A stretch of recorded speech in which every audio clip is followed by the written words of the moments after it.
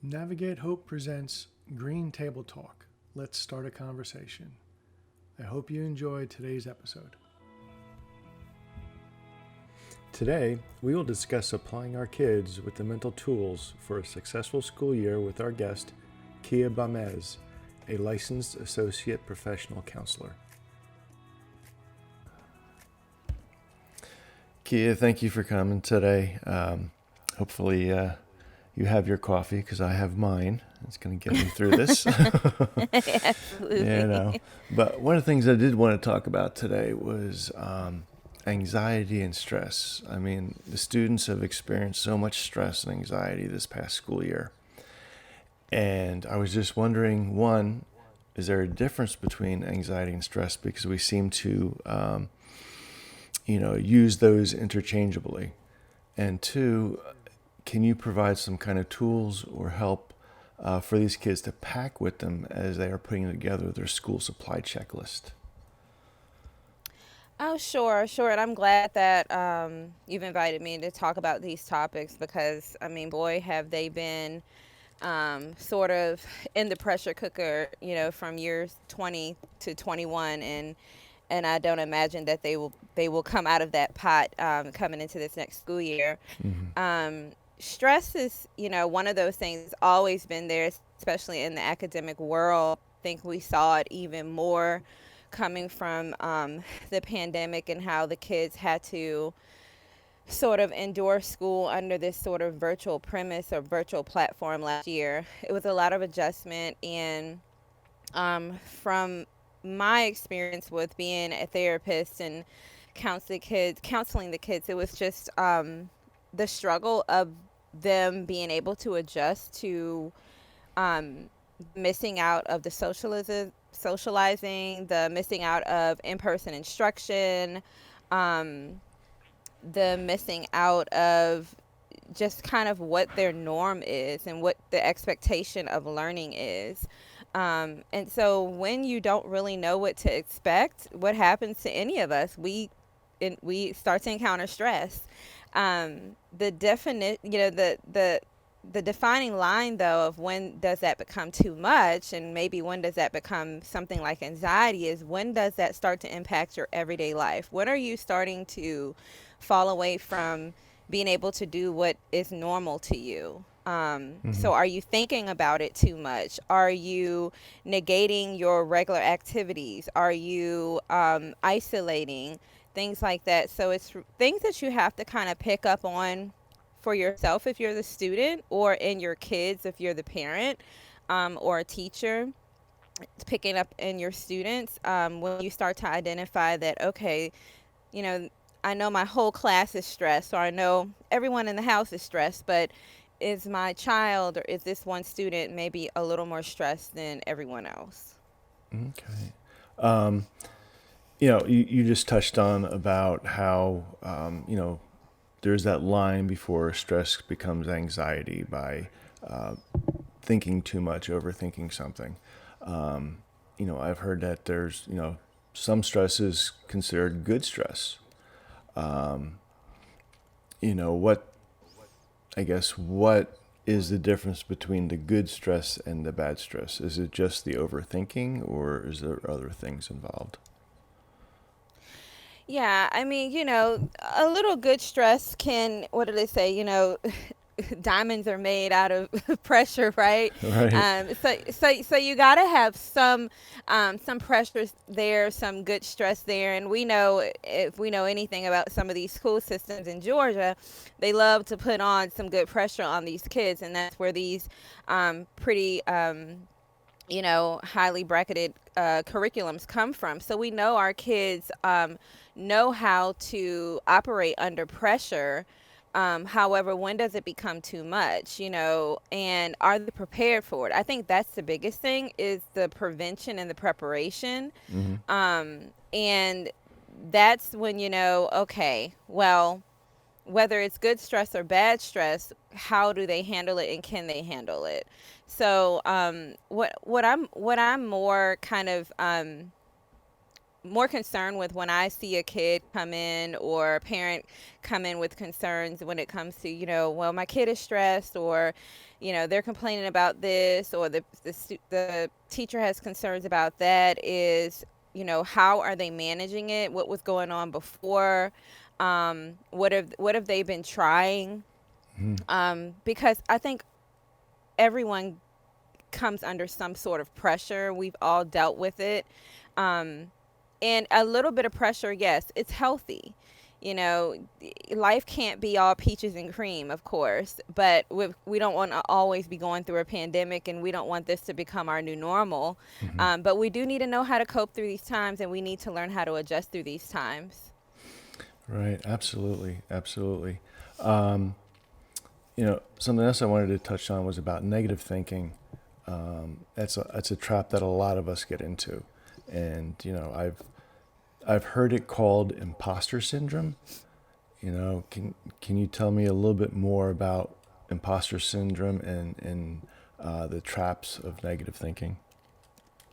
Oh, sure. I mean, so we've all kind of, you know, um, probably been a culprit of this, doubting ourselves. That's when anxiety loves to set in, right? It likes to kind of tell you that you can't do something, or that you're not good enough, you are not capable. Um, and it's almost like you're feeling like you're some sort of fraud, or, um, and this really tends to affect people that are pretty high achieving, and are pretty accomplished, but they will tend to feel like they're not. Hmm. And this can come at a time such as COVID, when, here's a student who usually is, like a student. And I saw this happen last year.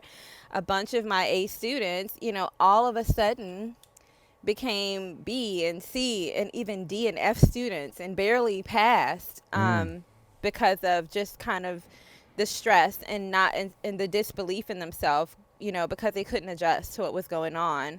Um, and so that is something that, anxiety really does impact. It's a huge culprit in imposter syndrome. And I feel like if you can first address the anxiety that's behind, like the worry, the doubt, um, the fear that comes along with that, you can really kind of tackle that, and you can really push that imposter syndrome out of the way.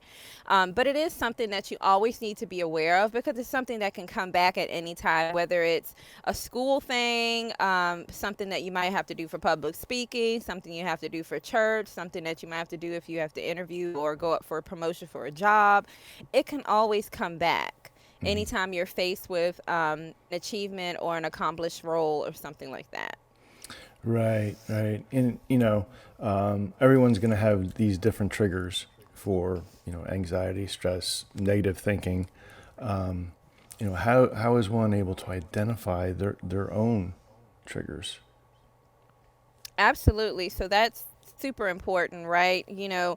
What are we fixing if we don't know what we're fixing, or what are we even looking at, And that's most of the time how, I end up in the lives of a lot of the people that I help, because they don't know the why is this happening. Mm. Um, so one of the things, if you're not going to go out and, of course, seek professional help, to kind of try to figure that part out, and you want to try to figure it out on your own, you're trying to help your kids, you're trying to help yourself, you're trying to help a student.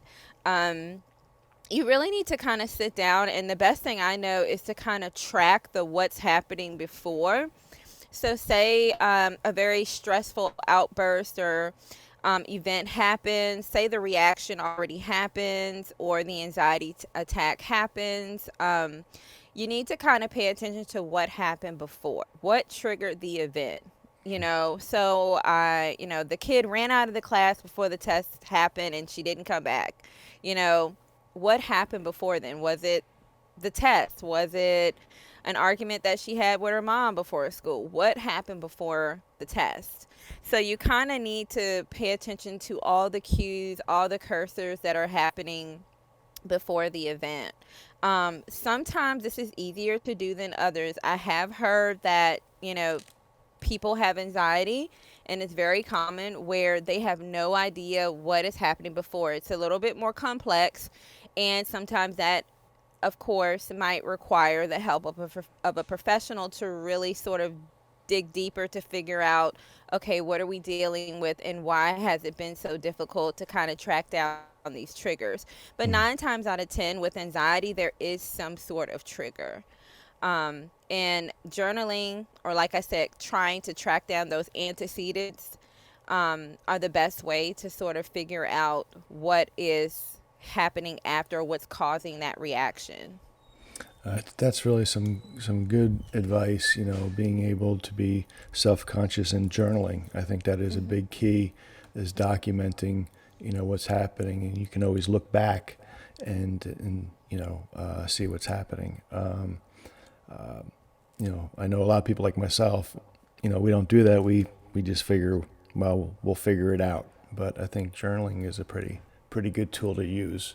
Um, Absolutely, yeah. I mean, and if everybody's not a writer. I've especially a lot of the kids I work with. They're like, "Well, I write all day at school, and I don't want to write anything else." Okay, cool. You don't want to right. write, then I know we're the way of the world, right? We're with technology, so I'm like, okay, well, whip that phone out and open up a note, or one of those little dialogue boxes or something on your phone, and just talk it into there. Hey Siri, save this note, and put, I got anxious when it was time for me to go in a lunch line today. So you can get creative with technology, so you don't have to get out an old fashioned journal from the Lifeway store and journal something. You can actually use your phone or use your iPad to do so if you want to. There's other ways to do it as well. Like I said, if you're not going to be seeing a professional, and if you don't like journaling, you can also speak with a trusted person in your social network. So that can be your mom, that could be a friend, that could be just someone, that a guidance counselor, someone that you trust, a teacher. And you can just say, I might need to talk with you maybe once a week, every couple of days, just about my triggers, because I'm just trying to figure out, and I'm trying to track these down. So it helps me to talk about it and process it. So do you mind kind of if I bounce these ideas off of you? Mm. And if you can find a trusted person to do that with, that might also help. So it's not like that person is there to kind of judge you or tell you that you're wrong about it. They're just there to kind of listen so that you can kind of bounce those triggers off.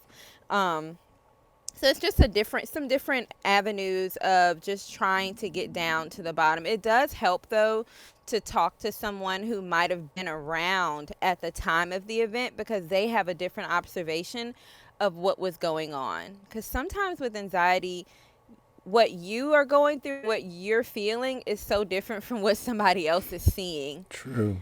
True. Yeah. That is so true. Mhm. And one of the things is, as a parent, when you're seeing your children struggle, or you notice some things going on, you just want to fix things for our kids. That's what we want to do. And in my experience, I've heard from my own kids in different circumstances that they don't want me to fix anything, they just want me to listen. So as a parent, who's seen your children struggle, how, and they do come to you and talk, you know h- any advice for a parent on how to not want to fix and just be there? How does that work for a parent? Absolutely. Boy, boy, boy, do I see this all the time, right? Because about 75% of my caseload are children. And of course, with that, that means I'm talking to a lot of parents, and, God help them. Because I get it, and I'm a parent too, so I totally understand it. They're your babies. Of course, you want them fixed, you want them healed, and you want to just take it all away from them.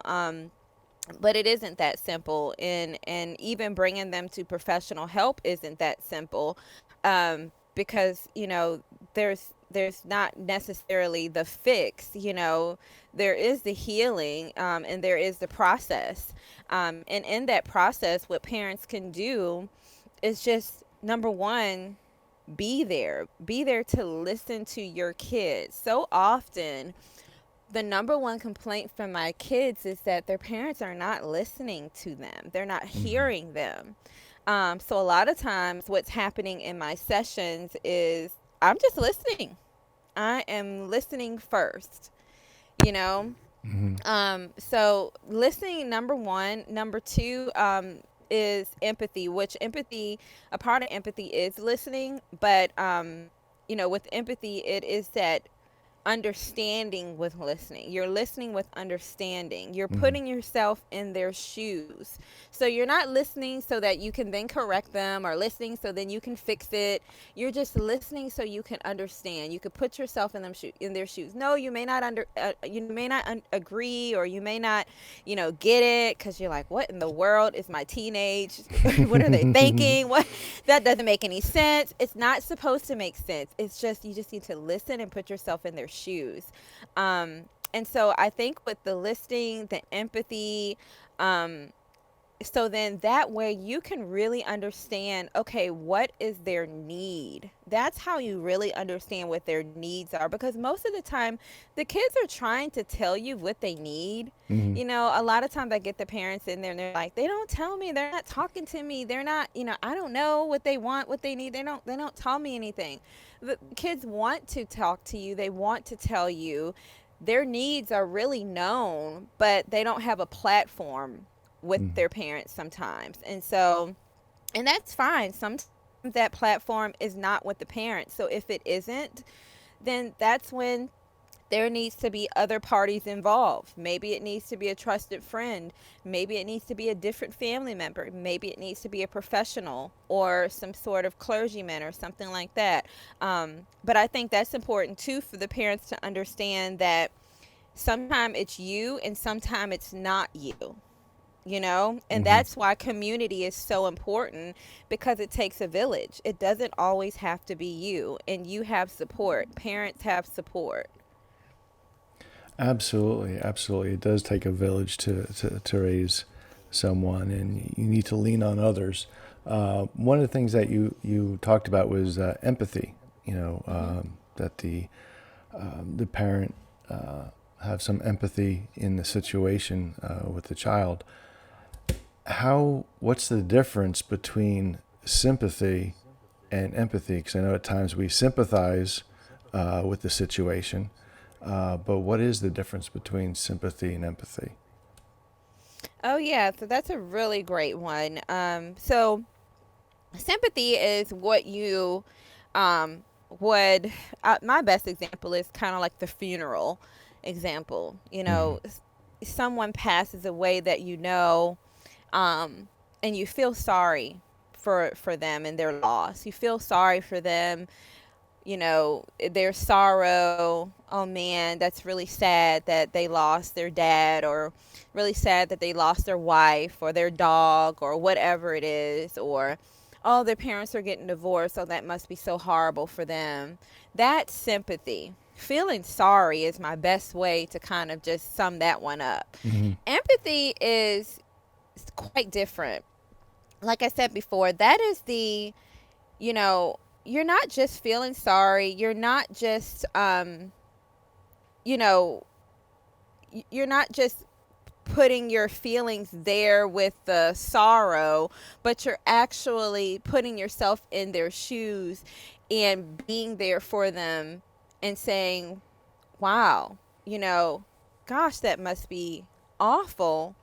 And how can I also be there for you? Mm-hmm. you know I know that I am not going through what you're going through, but I really want to be here to listen to you. I just want to know how I can be there for you, and I just want to best understand what you're going through, even though I know that experience must be tough and I know it's not my experience. I definitely want to just be here for you.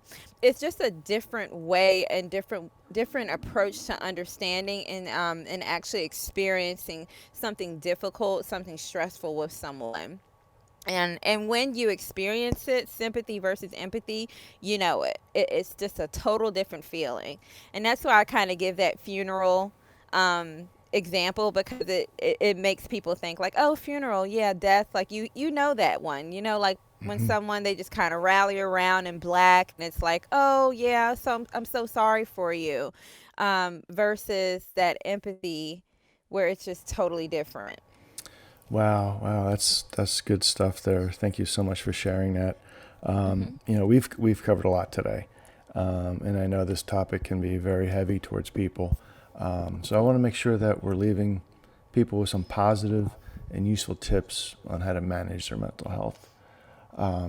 So can you talk to us about how to apply useful skills and tools to get out of or not get into these traps that we've been talking about?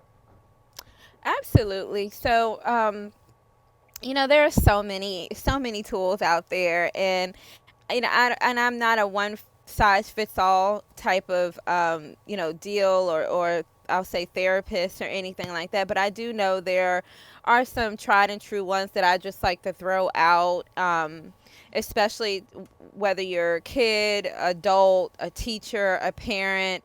No matter what you're dealing with, but when it comes to anxiety and just when it comes to stress in general, there are a few. So there's breathing, four square breathing, and to be exact, is when you breathe in for four, you hold that breath in, and then you breathe out for four, and you do that for 4 rounds. And what that does is it just sort of grounds you, number one, Mm-hmm. and tries to help you to focus on the breath.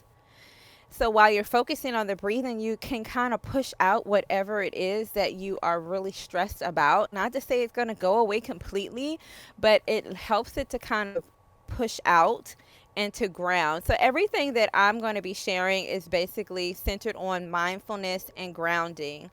All of these are pulled from something called dialectical behavior therapy that is really great for grounding, really great for stress reduction, really great for anxiety, um, and mindfulness. The other quick one that I wanted to share is it uses your five senses. So I call it 5, 4, 3, 2, 1. Mm-hmm. So basically, what you do is you take 5 things that you're going to acknowledge that you see around you. So I see the grass. I see red paint on the wall. I see a green rug. And then you're going to go down to four things that you can touch. I can touch my fingernail. I can touch my pants. I can touch the table. And then you're going to go down to three things you can hear. I can hear the birds chirping. I can hear the static in the headphones. I can hear, the teacher talking. Mm-hmm. 2 things that you can smell. I can smell my bubble gum. I can smell my perfume. And then 1 thing you can taste. I can taste the chicken that I had earlier for lunch if you can still taste it. And so you just go from 5 down to 1. And by the time you do that, you should definitely be not thinking about what you were stressed about as much as you were, because you were pretty much distracted. If it does anything, it kind of distracts you away from the stress that you are under. Like I said, this is not meant to be some sort of cure. None of these are cures, but what it's supposed to do is ground you and make you more mindful in the moment, in the present that you're in, because usually anxiety tries to get you away from your present moment. You're Mm-hmm. thinking about things that haven't happened, or you're thinking about things that um happened already that are not happening right now. So what you need to do is really get yourself in the present moment, and you need to ground yourself, and that's what these interventions are supposed to help you do. So those are the 2 interventions: four square breathing and the 5 senses for grounding. Okay. Four square breathing and five senses for grounding. Those are Yes. that's those are very good tips, good tools to use. I'm going to have to start using them myself. Yeah, they're so great. I don't care if you've got, if you're stumped in the middle of an exam, or if you're about to go do a public speaking event, if you're about to go do an interview, or if you're having trouble going to sleep at night. These can be used for anyone, any age. They're really great. But, I just recommend them for all. But yeah, I mean, as far as we go off into this next realm, and just giving our parents and students hope. I know we're still in this. We're all in this together. Like I said before, it takes a village. We are a community. We're all in this together. I know it seemed very hopeless before, but there is so much hope, and I'm so proud of where we have come from, just coming from 2021 to into 21, 22 school year. I'm very excited with the advancements of science, and as well as just how our community has rallied together to kind of get us where we are today. I know we're gonna do great things, and our students are gonna be okay. Yeah, I mean, in the end, we're all going to be okay, and Yes, we that's what we have are. to focus on. But Absolutely. Kia, thank you so much for joining me today at the Green Table. That's some really good tools and tips that you've given us. Some great background information on things, on understanding the negative thinking, how we get there, and how not to be there. So again, thank you so much for joining me today. I appreciate it.